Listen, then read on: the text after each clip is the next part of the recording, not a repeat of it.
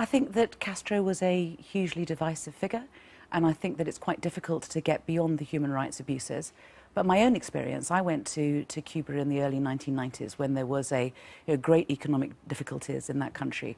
And I found a country that was egalitarian, with a fantastic health service. I had my baby with me. I had to go off and see the doctor, and we were really struck by it. But it came at a heck of a price. It came at a price, but it was in my view, it was a brave island that stood against a regime that for 50 years would not trade with it and would not let other countries trade with it too. And not only did they stand firm and strong, they also exported their values across South America and into Africa, producing doctors and nurses like you're giving and him teachers. a bit of an easy pass for the, No, the camps, the torture. I mean, this came at a huge price. If it was Pinochet, people on the left would say he was a monster, he was terrible, he should be got rid of. But because he wore a red star on his fatigues and so forth, you seem to be quite gentle on him. Yeah, and if you look at some of the right-wing press that were supporting Pinochet, they're the ones who come out and accuse Castro of all the things that they do. Let me just put this to you.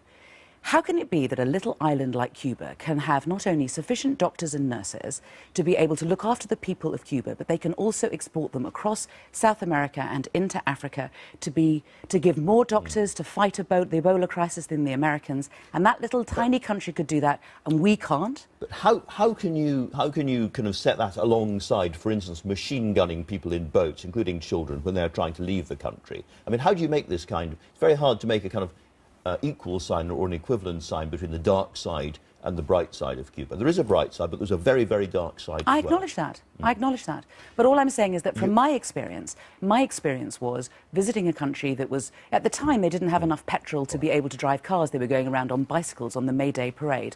But nevertheless, there were not people starving, and they still had an excellent health and an education service. I'm not saying any more than that, but it was an enormous achievement for a little Caribbean island.